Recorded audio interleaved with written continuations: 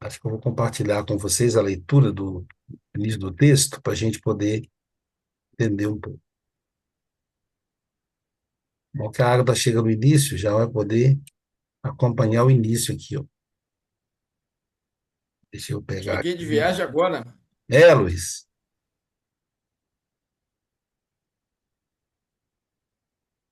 Aqui é o 8. Não é nem a opinião, é o 8.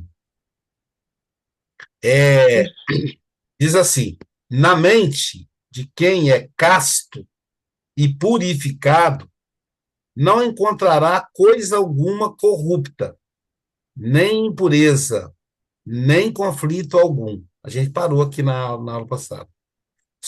Nem sua vida é incompleta quando o destino o alcança, como se pode dizer de um ator que deixa o palco antes de concluir e encerrar uma peça. Além disso, não há nele nada de servil, nem afetado, nem demasiadamente vinculado a outras coisas, nem ainda desligado de outras coisas. Nada digno de culpa, nada que procure lugar oculto. Então, primeiro, que mostra o quanto nós estamos longe dessa purificação. Nós ainda temos dentro de nós a corrupção, a impureza, né? Porque fala não há nada de corrupto, nem de impuro. Então, a gente percebe que temos dentro de nós ainda a impureza, conflitos. Quer dizer que nós estamos ainda longe dessa purificação, dessa castidade que o Marco Aurélio fala. Ao mesmo tempo que ele nos ajuda a entender que nós estamos longe disso, também nos mostra o caminho para se chegar a essa pureza, a essa purificação, né? Purificação fica parecendo uma coisa muito religiosa, né? Então, a primeira coisa é com relação à morte. Eu acho que o ponto central aqui é a morte. A nossa aceitação da morte. A aceitação da nossa própria morte, a aceitação da morte de um ente querido, né? A gente sabe que como é difícil aceitar quando alguém está próximo da morte, né? Alguém está adoece, chega um ente querido mesmo, né? Adoece, chega ao ponto final da vida e para a gente como é difícil aceitar, ou até mesmo aceitar a nossa condição, como a gente age, diz o Marco Aurélio, como um ator que deixa o palco antes de terminar a peça.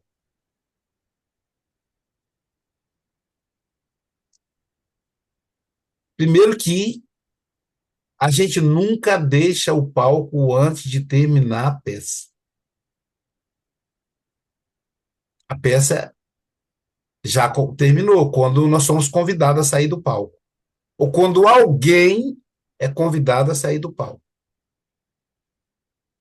Né? Eu estou participando da vibração pelo doutor Delano, e aí eu vejo a família toda participa, né? E aí eu vejo a dor deles. De um lado, o medo do pai morrer. Pai, avô, marido. De outro lado, o medo dele viver. Porque para ele viver vai dar muito trabalho. Olha que quando. Olha como é que eu vou dizer? Violência? Não. É violência mesmo. Olha que violência. Então, se ele viver, ele vai dar trabalho, porque eles estão se revezando lá na CTI. Ele está 3 meses ou mais na CTI. Quem já lidou com isso sabe como é que é complicado. Então, os filhos revezam, a esposa mora dentro do hospital. Ninguém. Esse é um projeto de vida complicado, porque imagina que as filhas estão casadas, aí o marido começa a reclamar, tem aquele marido vagabundo que ainda trai a esposa, já que a esposa está no hospital com o pai, ele vai sair com outra, né? O casamento começa a ficar complicado. A esposa reclama que o marido também não está muito em casa, porque está dando atenção ao pai.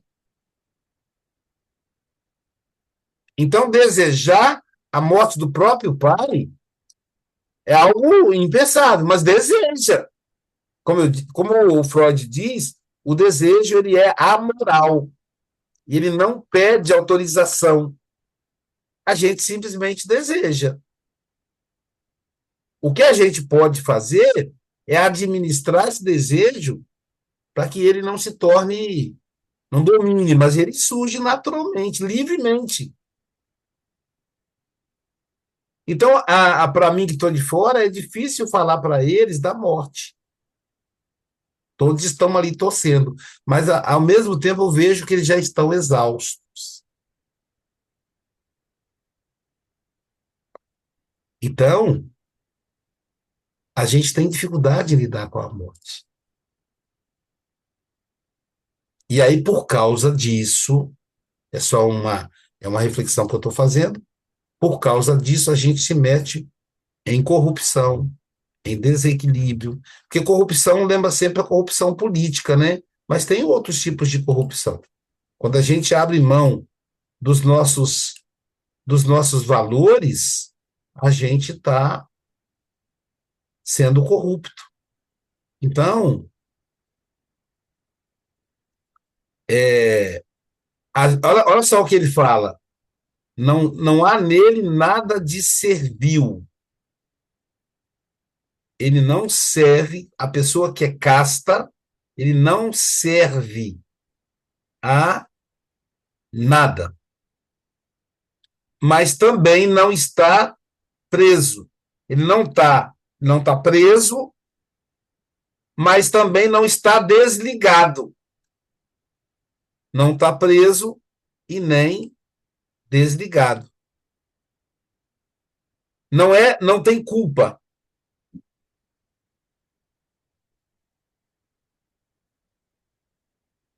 E não procura um outro lugar.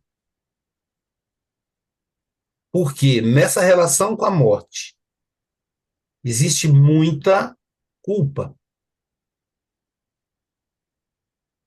Muita culpa. O medo de falar que o pai que está cansado, né? Que o pai poderia morrer para que descansasse. Isso é tão sério que isso foi a origem da psicanálise, foi assim. A primeira paciente do Freud, como psicanalista, né? Ele era, na época, residente de psiquiatria, foi uma mulher que chegou tetraplégica, com contratura muscular e paralisia, contratura muscular e ideias confusas. Um processo histérico.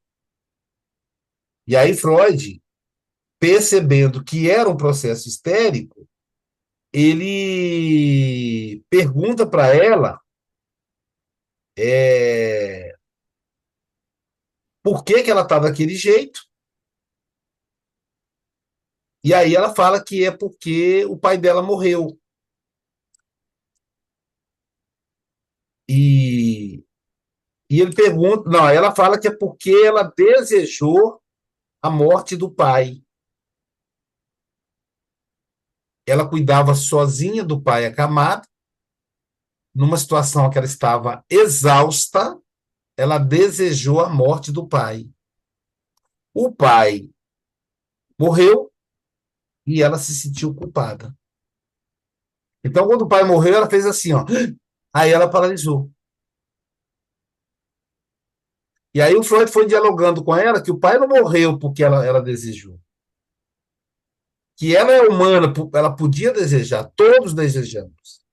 Ele vai dialogando com ela. E aí ela vai voltando os movimentos. Então ela entra no consultório de maca, tetraplégica, portanto não andava, não mexia nada no corpo, só a cabeça, e ela sai do consultório andando. E ele percebeu que aquela metodologia era muito, muito profunda, merecia um estudo. E aí ele construiu a psicanálise. Então, o que o Marco Aurélio está dizendo é que o problema estaria aí na vida, que a vida, nem a vida é incompleta quando o destino alcança, como se pode dizer de um ator que deixa o palco antes de concluir e encerrar a peça. Então a vida não é incompleta. A vida, ela vai durar o tempo que ela terá que durar, ponto final. E a gente tem todo o direito de se queixar, de desejar o contrário. E o nosso desejo não vai definir isso. Não vai definir. É como se Deus tivesse a ponta da linha de um lado e do outro. Ele tem o início da vida, o nascimento, ele tem o fim da vida física, a morte. E ele deixa o meio para a gente dançar. Ó, você tem o livre-arbítrio, fica à vontade aí, no meio. E aí a gente se acha dono de tudo, porque tá dançando aqui dentro, não sabendo a gente que as duas pontas não nos pertencem. Vamos conversar?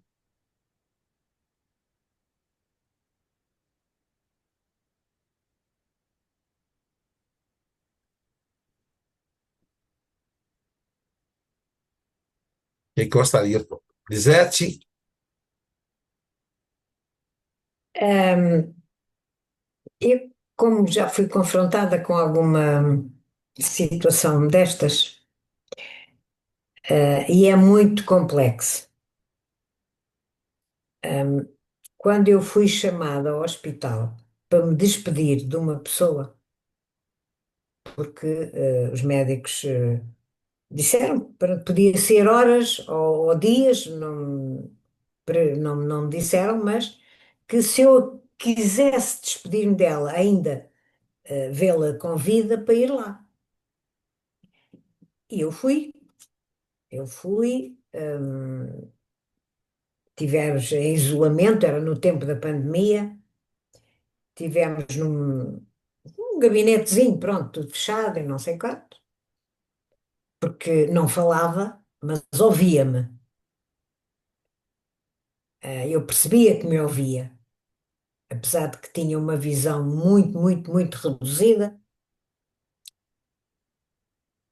E eu não fui lá dizer-lhe para morrer, mas dentro daquilo eh, que é aquilo que a gente vai aprendendo, não é?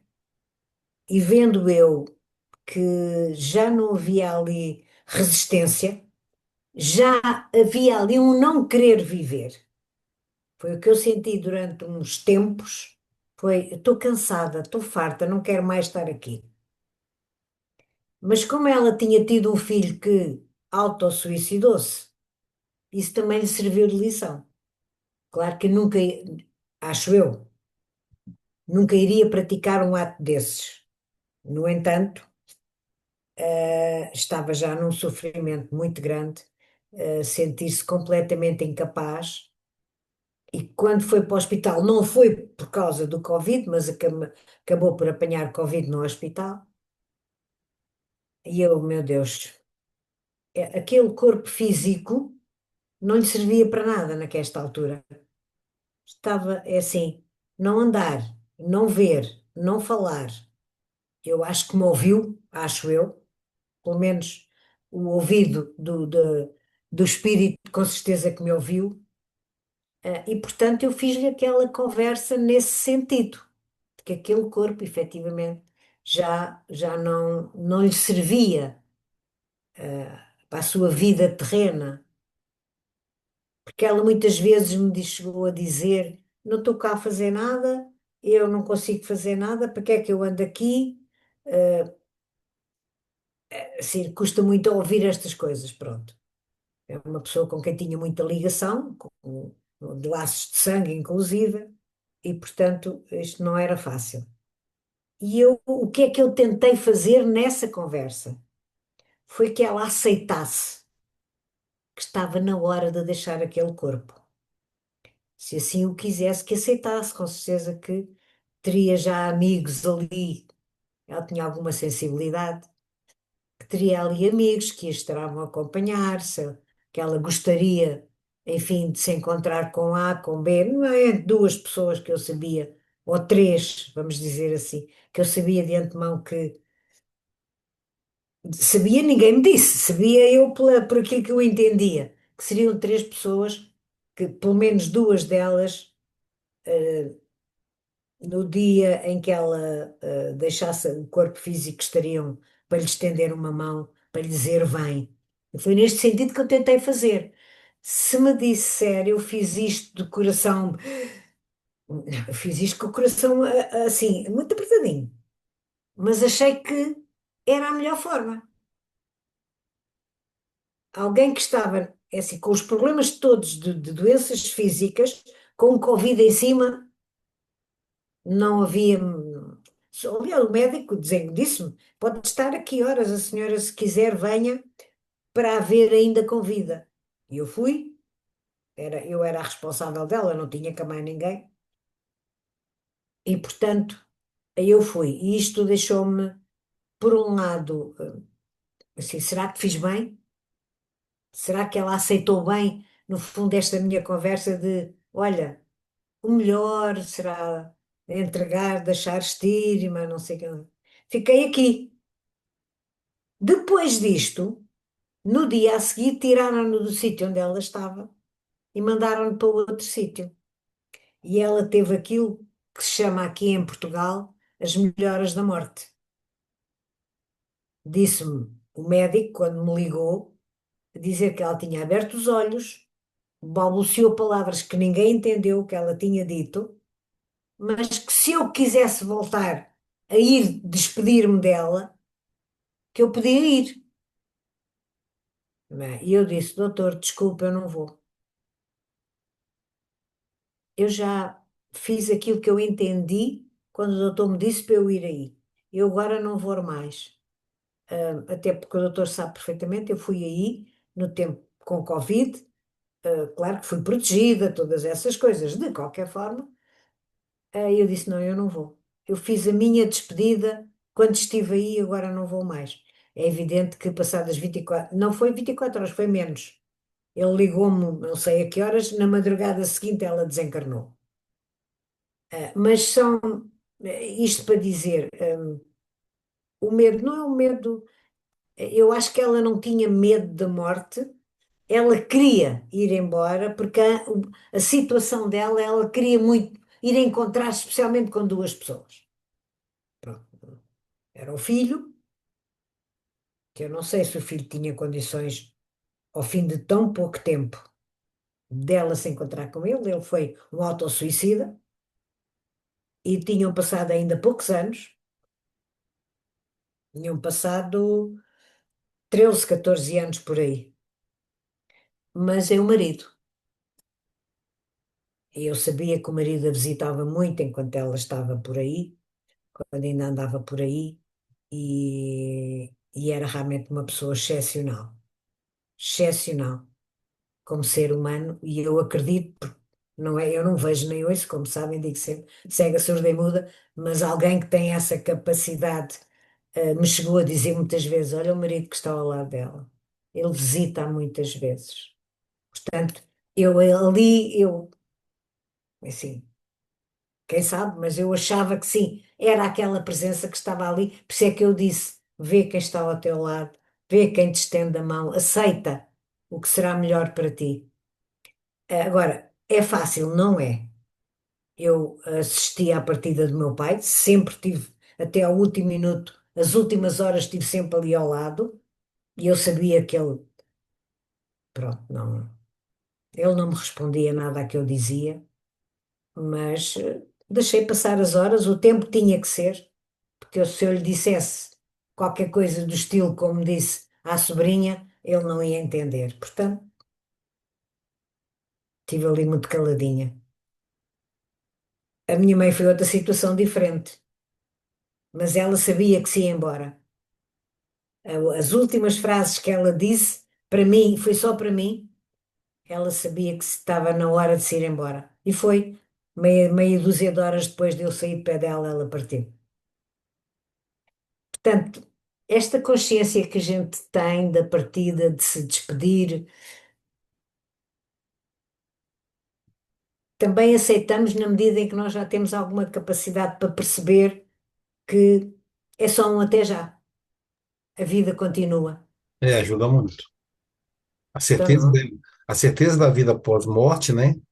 Ajuda muito. Mas É. não é o suficiente, é necessário Não. a tomada de consciência, né? E nós podemos ter essa tomada de consciência na lida com as pessoas que vão antes da gente. Que a gente sempre fica, eu, por exemplo, fico sempre ensaiando, né? Quando chegar a minha vez, eu vou embora e acabou. Não vou ficar muito por aqui perturbando, não.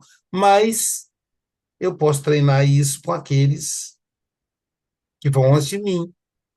Porque É. se eu me apego a eles, por que que eu não me apegaria à minha própria vida física? Então Oh, pois é. né? Então assim, mas eu percebo essa experiência que eu estou vivendo com a família Carneiro, tá dando para perceber isso, muita culpa, muita culpa. Então assim, é aquela, sabe aquela, como é que eu vou dizer, aquela conversa, aquele momento que já deu, sabe? A gente está tomando um café com a pessoa, conversa, conversa, bota o assunto em dia, toma o café, acabou o café, já escureceu, tá... Aí um quer ir embora, tá sem graça de dizer que vai embora, e o outro que tá doido que o outro vai embora, mas tá sem graça de dizer. Então, é essa situação que às vezes você percebe. Então, assim, pô, já deu, ó, foi um prazer, Lisete, ficar aí, passar os dias na sua cama, agora estou indo embora. Foi uma delícia se lhe conhecer aí, Pérola, tomar um café com a sua mãe, mas agora já deu. Porque senão daqui a pouquinho a própria Silene vai ter que falar, Luiz, desculpa, tem pessoa que faz isso. Desculpa, eu tenho que fechar a porta, vai, pega seu caminho, né? E a gente fica magoadinho ainda. Ah, mas a Agatha me mandou embora. Poxa, mas eu não quis ir, uai, eu esperei que ela falasse. Então, assim, as duas partes precisam ter coragem de dizer. Os portugueses, teoricamente, eles são mais despachados, né? A gente acha que vocês são menos, tem menos jogo de cintura que o brasileiro. Vocês falam logo, ah, não, não, acabou, acabou, tchau, tal, tal, tal, né? Nós não, ficamos ali, conversando fiado e tal, esperando covardemente que o outro tome decisão, ainda que a gente deseja sair. Eu quero ir embora, eu falo assim, mas se eu for embora agora, a Cirlei vai ficar chateada. E a própria Cirlei está pensando, tomara com a Luiz Vábio, já deu, que saco, já estou com um monte de compromisso para fazer. Então, assim, é preciso que não tenha esse milindre, não tenha esse milindre, né?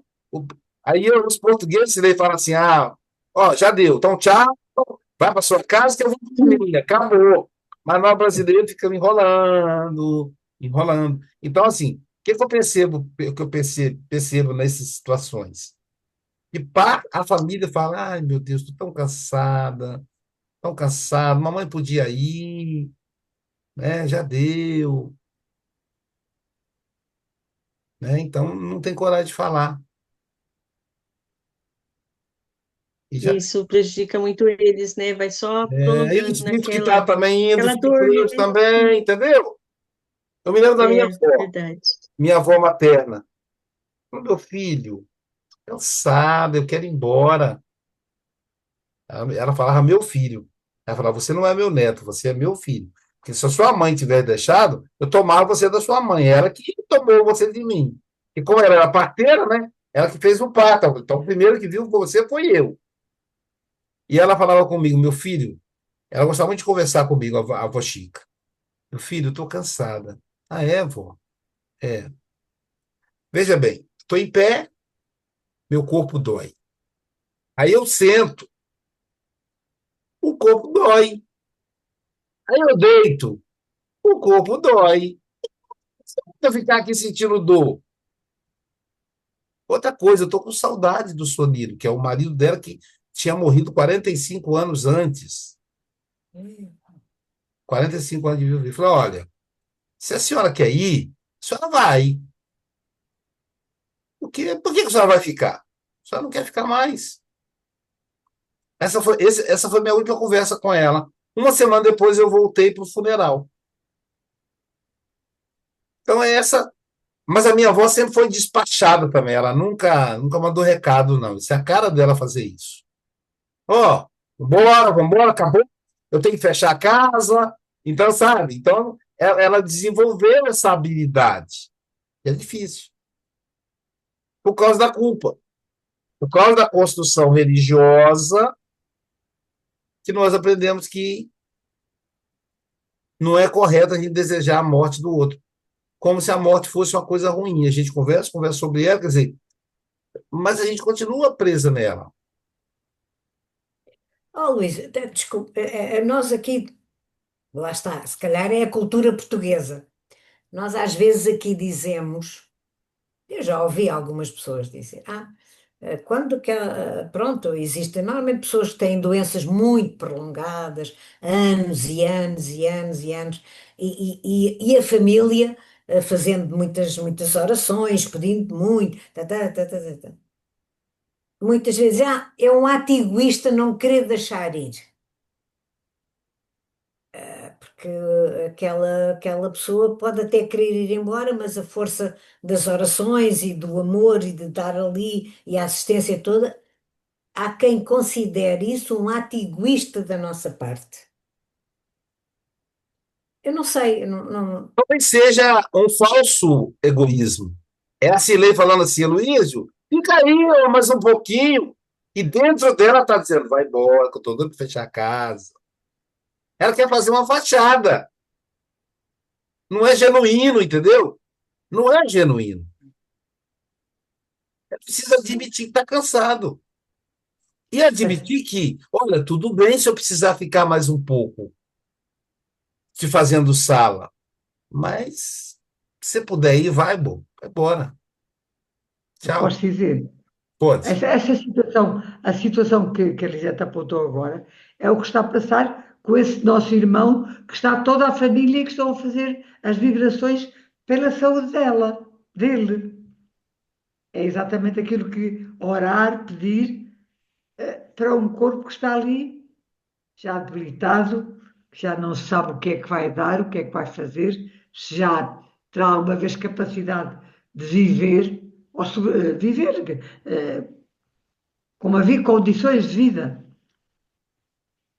E a família continua a orar, todos continuam a orar, nós também já estivemos integrados nisso, para que ele se recupere, para que ele se melhore.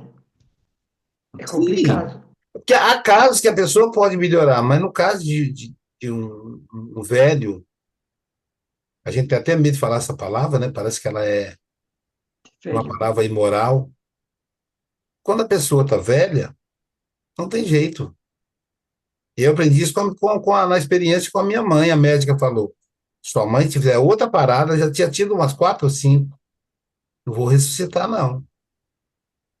Porque cada vez que ela tem parada, ela fica mais debilitada. Aí eu fiquei assim, meio assim, ela falou: olha, se ela tivesse 30 anos, tudo bem. Mas ela tem 75, 77, ela tinha. Estiver não. Então, não adianta. Então, assim, aí eu falei, nossa, que coisa fria, mas o médico está olhando a fisiologia. Ele não está ali, ele não foi capturado pelo sentimento familiar. Então, ele pode falar isso com autoridade, Ainda bem que também assim é, senão, né? Então, coitado. então assim, dizer que o outro, que a pessoa está querendo ir embora mesmo, a gente não sabe. Agora, pelo menos a gente admitiu o que a gente sente. Eu falei com a minha mãe, maior, se ela quiser isso, ela pode ir. Tá tudo bem para mim. Ela não foi. E tá tudo bem, a gente se desdobrou e tal. O que não pode é a gente carregar culpa. A gente achar que a pessoa foi antes da Sim, peça você. terminar. Se a peça não terminou, ela não vai agora. É importante que se diga isso. Apesar de eu despedir da minha mãe, ela ficou 3 anos ainda na cama. Eu, no lugar dela, tinha, 3 anos na cama, estou fora. Eu repito isso a vida inteira para ver se Deus me escuta e fala, tadinho da Luiz. Ele falou que ele não queria ir para a cama, não queria ficar na cama. Quer dizer, cada um tem as suas vontades, seus hábitos, suas escolhas, né? Mas eu falei para ela, se ela quiser ir, tá tudo bem. Então também não sabe como é que o outro se sente. Mas nós temos que sentir essa capacidade de aceitar. Se vai, se fica. Essa, essa dificuldade é de aceitar e de não assumir, de esconder o próprio desejo. Até porque, imagina, eu declarar para os meus irmãos que eu desejo que a minha mãe morra. Pensou? Como é que isso é encarado? E como é que ficava na sua cabeça? Eu que sou o queridinho dela, que sempre falava, mamãe, é tudo isso, não sei o quê. Eu que sou o queridinho dela, estou desejando a morte dela. Estou querendo vê-la pelas costas. Então, quer dizer, é complicado isso, né? Tudo bem, eu posso até esconder dos meus irmãos, porque eles, né, não sou obrigado a ficar exposto a eles, mas eu tenho que, pelo menos comigo, ter a consciência se não assumir uma culpa por isso. Não, eu acho que a pessoa não precisa ficar, mas se a mãe quer ficar, tudo bem. Na minha opinião, ela não devia. Mas é ela que decide, a vida é dela. Agora, não, eu não posso sentir isso. Como eu não posso sentir? Entende? Como eu não posso sentir o sentimento, ele não obedece à minha vontade. O sentimento, ele não é ético. O desejo, ele não é ético. Ético é o que eu vou fazer com esse desejo. É o que eu vou fazer com esse sentimento. Mas sentir não tem nada a ver com a ética. Desejar não tem nada a ver com a ética. Passa uma mulher bonita, eu olho, nossa, que mulherão. Meu Deus, se a pessoa já os escuta eu pensando um negócio desse, também que a Jairus não lê meus pensamentos. Agora, se eu for atrás da mulher, ficar fazendo gracinha, aí envolve a ética. Então, é esse ponto que a gente precisa pensar. E aí a pessoa fala, mas Jesus falou que a gente peca em pensamento. Aí, argumentos, existem uns montes para justificar a culpa. Ainda mais a religião. Lembrando que o que sustenta a religião oficial é a culpa. Todas as religiões. A culpa é o ponto que sustenta as religiões. Por causa da culpa que o sujeito paga o dízimo, é por causa da culpa que o sujeito vai no templo. Se tirar a culpa, acabou a graça. Não sei se foi a Roberta que derrotou o primeiro, se foi o Luiz. Fiquei em dúvida agora. Acho que foi a Roberta. Vai, Roberta. Ah, Luiz. Roberto, Pô. Deixa eu baixar aqui. Vocês me ouvem bem? Sim. Sim. Bom, sobre o assunto, né, da morte, né, eu vivi isso recentemente, agora fez um mês, esses dias da morte do meu pai, e eu queria, né, dividir com vocês uma coisa que me tocou muito, assim, eu acho que foi a frase que resumiu todo o meu sentimento com relação né, a morte de uma pessoa tão amada. Eu rezava para Deus não para pedir a saúde e nem para pedir a morte. Eu rezava para Deus para pedir para que fizesse o melhor por ele. E para que fosse feito o melhor para ele, porque a gente não sabe o que é o melhor, né? Então, essa eu acho que foi a frase que mais me confortou, de pedir para Deus, justamente para mim não querer que ele ficasse, se não fosse para ser, se não fosse para ser o melhor. E nem queria que ele fosse, se ele precisasse ainda, talvez, de algum tempo ainda para fazer o processo dele, né, de desencarne.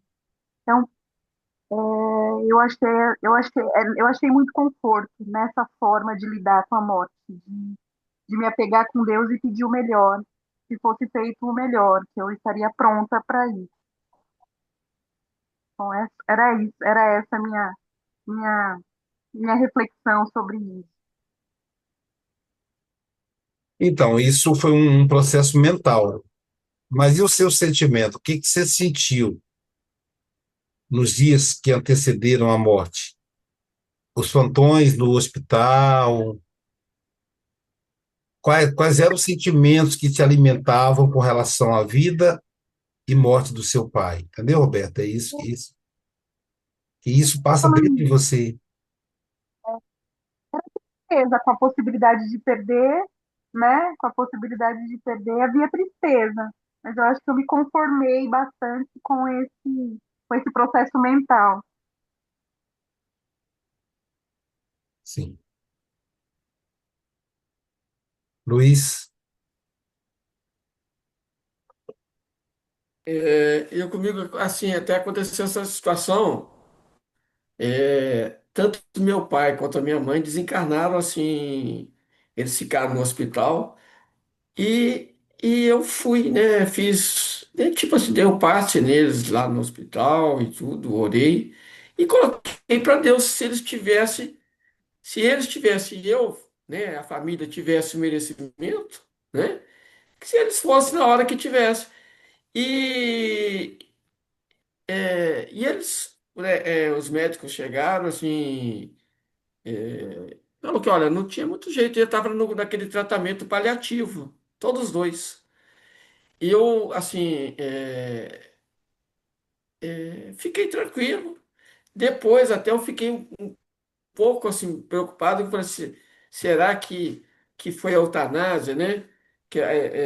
Mas eu fiquei assim muito tranquilo e assim eu não,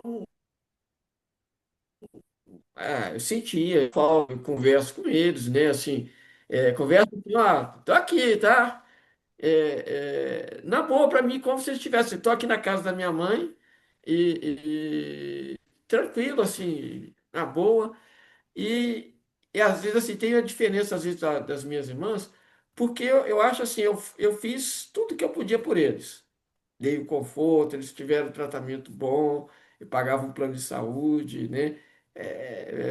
Visitava eles, ficava uma semana com eles aqui, levava assim no médico, nos passeios, no supermercado, fazia as,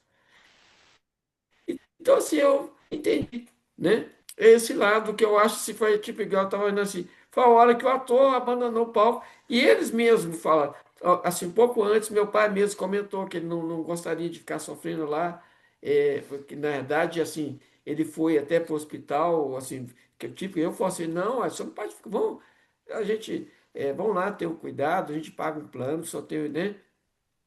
Mas ele mesmo falou, e eu acho que eu vejo o lado, assim, dos dois, que eles tiveram merecimento. E talvez a gente também, né? Porque eu tenho um tio que já tá, foi mais ou menos na época que meu pai teve o AVC, e meu pai já desencarnou, ele está até hoje, assim, já sem falar, sem andar, e a família sofre muito, né? Então, mas eu vejo o lado assim, eu entendi nesse ponto, somente talvez com a Lisete, eu não tenho sentimento assim, porque eu acho que a gente faz o que a gente pôde, cuidei dele, eu tenho a minha consciência tranquila, né? Que eu fiz o melhor que eu pude. A gente tinha as brigas, que é normal, né? É, mas eu acho que assim, foi tranquilo. Eu, assim, eu tenho esse relacionamento com eles muito tranquilo. Não tem, assim, nem dor, assim, de... E talvez até, não sei se é pela própria religião, eu falo assim, eu sei que eles não morreram, né?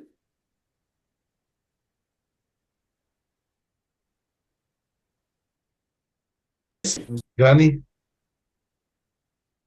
Oi, dá tempo de eu falar? Não, a minha experiência, assim, um pouquinho. só o seguinte, temos 10 minutos, 5 para a Jane e 5 para a Agatha, tá bom, gente? A joia. Minha experiência foi um pouco dolorosa, porque foi um tio que teve um câncer muito rápido, avassalador, 6 meses ele desencarnou. Só que nesse processo, a minha tia, muito católica, ela e a irmã ficavam rezando o terço o tempo todo, falando que ele ia se curar, que ele ia se curar, que ele ia se curar. E no dia que ele fez a primeira químio, ele passou mal, e aí eu fui conversar com o médico, ele era tio pai, né? Ele substituiu meu pai. E o médico falou, ó, não tem, ali é questão de horas, dias, que ele não, o coração dele não vai aguentar mais uma químio. E está com metástase. Então já estava bem adiantado, em 6 meses. E eu fui pro hospital visitá-lo, ele tinha feito a quimio, estava lá no balão e tal. E aí minha tia falou: o médico falou que ele ficou no quarto para poder despedir. Só que ela não aceitava. Então ela ficava rezando, ela e a irmã rezando, rezando, rezando. Você tem ideia? Eu botava a mão na perna dele, estava gelado, ele estava morto daqui para baixo. Só que ele olhava, aquela massa, ele olhava para ela, olhava para a irmã, olhava para mim, olhava para. Aí eu falei, eu vou em casa. Ela falou, não, você não vai sair daqui, você vai ficar comigo. Aí eu falei, mas eu tenho que ir tirar minha lente. Ela, não, você vai ficar aqui comigo, não me deixe sozinha. Eu falei, tá bom. Aí, quando eu fiquei olhando aquele quadro, me deu, né, aquela coisa assim, ele olhava para mim. Aí eu peguei, falei assim, Selma, deita ali um pouquinho, dorme, descansa um pouquinho. Não, ele vai embora e eu não vou ver. Deita ali que eu te chamo. Aí ela, mas você me chama mesmo? Chama. Aí ela foi, deitou a irmã dela, falou assim, então eu vou embora, já que você vai ficar aqui, eu vou embora. E eu dei graças a Deus, né, que, uh, aí ela deitou. Foi questão de 3 minutos, né, eu cheguei para ele, peguei na mão dele, ele lá, todo em coma lá. Eu peguei na mão dele e falei, Tamiro, eu sei que você está querendo ir, só que você está se prendendo a ela, você está com pena dela. Você não pode fazer mais nada. Seu tempo já venceu. Vai, pode ir que eu tomo conta dela. E eu com ela, a gente é igual irmã, né? E aí ele olhou assim para mim, olhou para o lado que estava a cama dela. Ela fez assim. Aí ele olhou, eu falei: Você está me entendendo? Você entendeu o que eu falei? Eu tenho certeza que você está entendendo. Me dá um sinal. Aí ele apertou minha mão. Na hora que ele apertou minha mão, aí eu falei, então tá, vai em paz, pode deixar, fica tranquilo. Aí ele deu 3 suspiros, olhando para mim e foi. Na hora que ele acabou, ela falou, eu não sei o que aconteceu, né, com a espiritualidade. Aí ela veio, ai, ele tá indo. Eu falei, ele já foi. Despede dele, tá tudo certo, calma. Aí ela chorou e tal, eu fui lá, chamei a médica, falei, olha, ele já foi. Aí a médica, como você sabe? Eu falei, eu sei, já foi. Aí ela, nossa, foi? Foi, então tá. Aí ela chegou lá, olhou o pulso, olhou tudo. É, realmente. eu tenho que fazer os procedimentos e tal. E aí minha tia olhou para mim e falou assim, você sabia? Eu falei, sabia, que ele estava querendo ir, ele estava preocupado com você. Agora vamos cuidar de você, acabou. E aí ela chorou, ficou, mas eu senti que assim, sabe, que ele falava sempre que na casa dele, se alguém tivesse que morrer, tinha que ser ela, primeiro, porque senão ela não ia aguentar que nenhum dos filhos morresse, nem ele.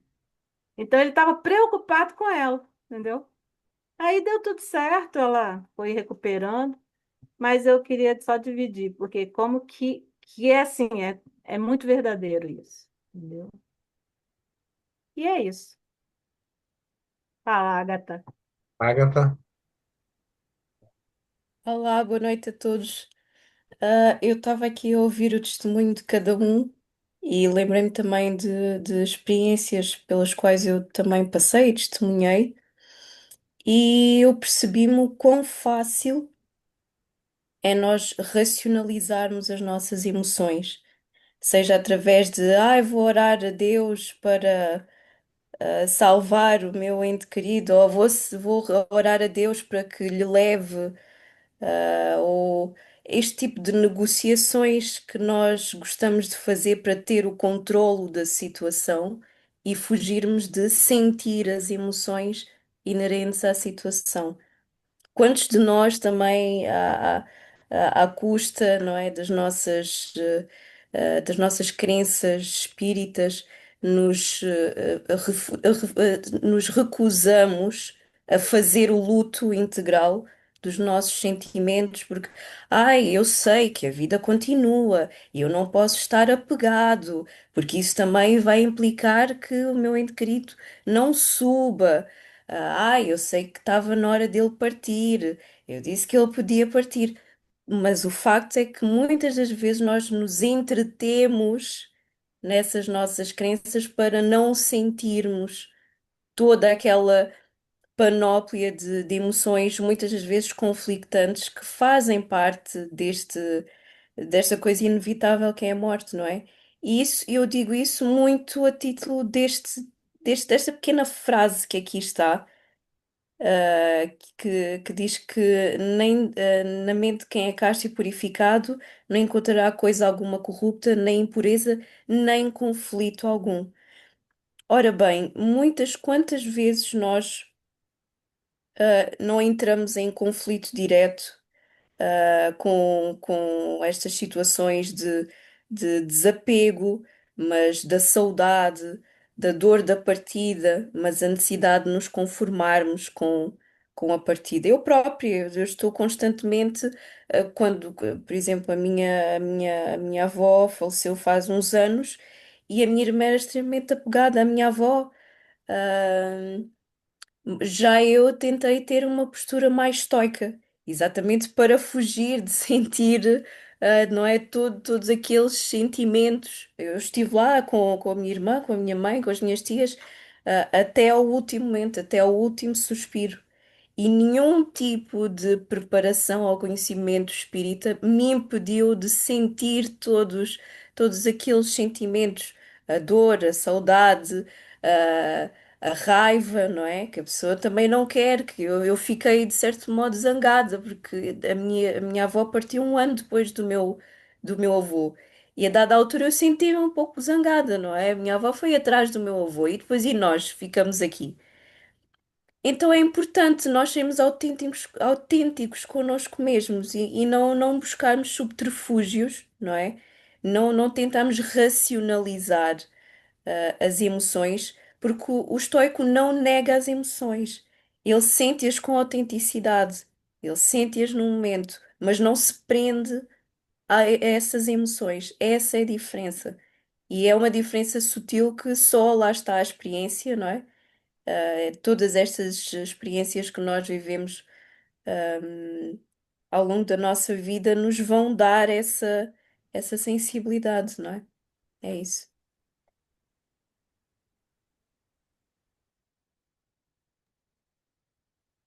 muito bom. Viver o luto, Diga.